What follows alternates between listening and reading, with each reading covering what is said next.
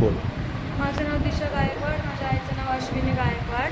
तिला food poisoning झालं होतं म्हणून प्रायव्हेट दवाखान्यामध्ये आम्ही तिला घेऊन गेलो क्लिनिकमध्ये. त्यानंतर तिला सलाईन लावण्यात आली. सलाईन लावल्यानंतरनं तिची थोडी तब्येत बरी वाटली. त्यानंतर तिनं आईस्क्रीम पण खाल्लं, पण तिला अचानक परत त्रास झाला आणि त्यानंतर ते जे डॉक्टर होते ते आले परत. मग ते म्हणाले की आमच्याकडे ऑक्सिजन नाही, त्यांचे ऑक्सिजन लेवल कमी झालं. तेव्हा माझ्या मम्मीचे हातपाय थरथरत होते. मग इकडचे जे लोक होते त्यांनीच सहकार्य केलं. म्हणजे मी जेव्हा म्हणाले त्यांना मदत करा म्हणून, बाहेरचे जे लोक होते ना यात्री, त्यांनीच सहकार्य केलं. त्यानंतर मी पोलिसांची पण मदत घेतली की गाड्या साईडला सरकवा, पण त्यांनी माझा आवाज पण नाही ऐकला, तर त्यांच्या धुंदीतच होते. त्यानंतर ते म्हणाले की तिथे महाराष्ट्र शासन काहीतरी त्यांचं नाव घेतलं, त्यांची गाडी आहे, त्यांना बोला. मी त्यांना विनंती केली. ते म्हणाले आम्हाला तिकडून जायचं आहे म्हणून आम्ही तुमची मदत नाही करू शकत. त्यानंतर माझ्या पप्पांनी खूप फोर्स केला, त्यांना विनवण्या केल्या. मग मी त्यांच्या गाडीत बसले. तर आता माझ्या आईला त्रास होतो, तर मला रडायला येणार ना. मी रडवले तर ते मला म्हणाले आमच्या गाडीत रडायचं नाही. म्हणजे माणसाचं काय आहे का नाही. त्यानंतर मग उतरून परत ज्या दुसऱ्या एका दवाखान्यामध्ये दाखवलं. त्यांनी जरी मदत केली असती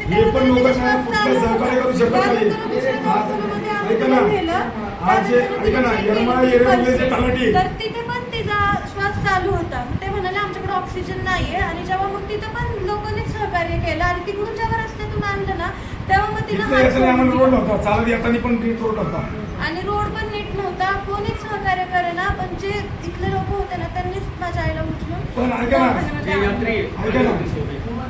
पण ज्यांचं कर्तव्य आहे, पोलीस असू, त्यांची ते कोणते ते गाडीवाले असू,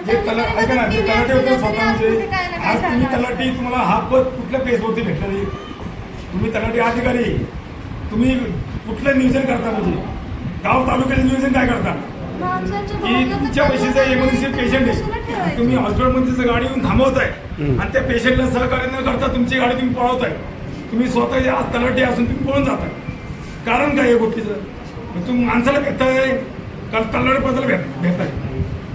मला फक्त हे विचारायचं. जरी मोकळं केला असतं तरी काही ना काही झालं असतं. आता पोलिसांच्या हातामध्ये होतं रस्ता बाजूला करणं, त्यांनी नाही करून हे जे लोक होते त्यांनी मदत केली. तर कर्तव्य ज्यांचं होतं त्यांनी थोडंफार आज माझ्या मुलाला मी कुठल्या अवस्थेमध्ये आणली हे फक्त माझ्या जीवाला माहिती.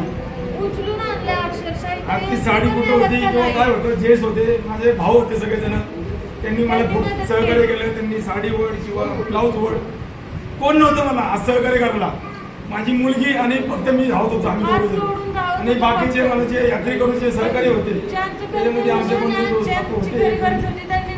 कुणी मदत नाही केली. एवढ्या पोलीस बांधवांनी मी सहकार्य मागितलं, त्यांनी पण मदत नाही केली.